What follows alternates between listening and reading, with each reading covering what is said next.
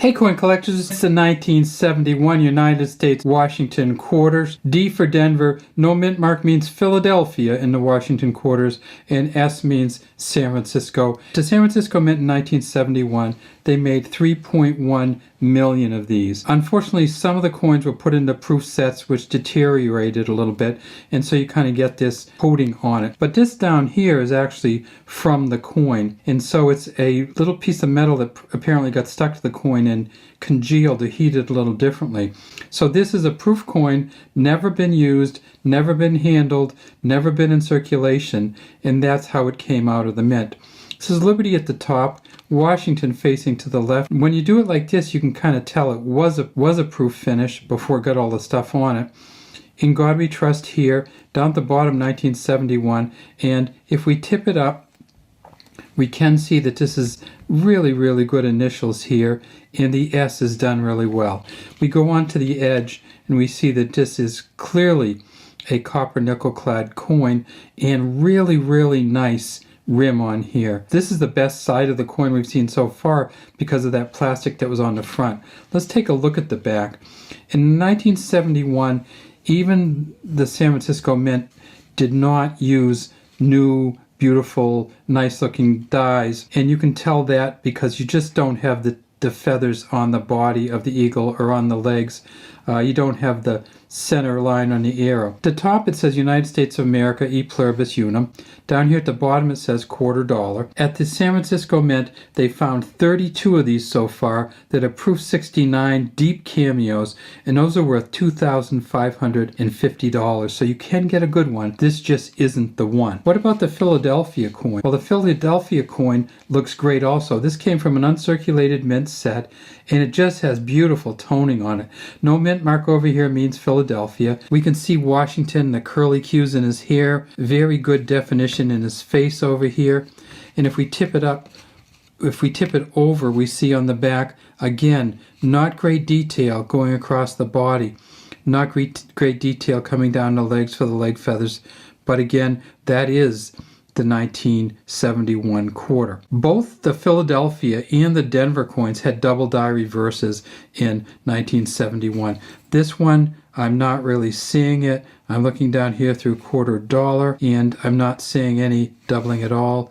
Looking here through United States of America, again, not seeing any doubling. So this is not one of those quarters that got doubled. There was a 1971 quarter that has one of the best double die reverses I've ever seen, and I'm going to show you that from the PCGS website. Take a look at it right here. So if you've ever wondered what a double die reverse looks like and whether it's real or not, this is one of the best ones we've ever seen.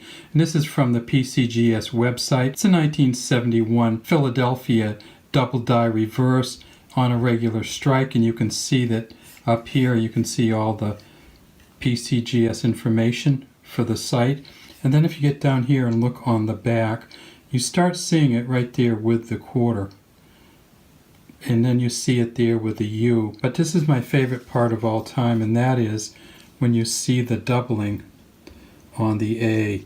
So it's really hard to hold it there, but you notice how the top of the A is doubled. So if you can start with a Q and you can see the doubling as it goes across, in the U you see how it has that leading edge. We get over here to the A and it has a double top on it. The difference, the R and the T are kind of stuck together. The T and the E are kind of stuck together. And it goes all the way to there in quarter. And then you see a little tiny bit of it as you go through the dollar on the other side, but it just kind of wears out. That's as positive a statement as anything I've ever seen, that A right there. If that's not doubling, then nothing is. At the Denver Mint in 1971, they made 259 million of these quarters, and they found two so far that are Mint State 68s, and those are worth $5,500. With the double die reverse, they found in Mint State 66 double die reverse, and that's worth about $375. And let's look at ours and see if we have any of that doubling on the A. Unfortunately, we don't. We don't have that doubling anywhere on here at all as we go across. And if we look on the top, we really don't have any doubling on there either. So this is not the double die reverse, but the double die reverse will get you about $400.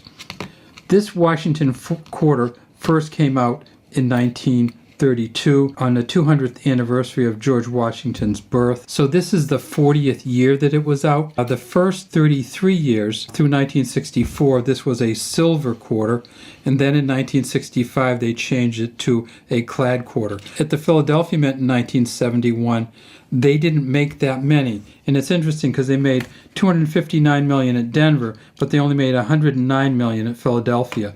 And they found 8 of those so far at a Mint State 67, and those are worth about $4,000. You can still get the silver quarter from some of the more recent silver-proof sets, but in 1971 there were no silver quarters made at all in any specialty sets or in any other way. If you're looking for the 1971 quarter, you're always going to get a clad coin. Well, thanks for watching. This is DC San. Love to have you subscribe and leave any comments you have in the comment section.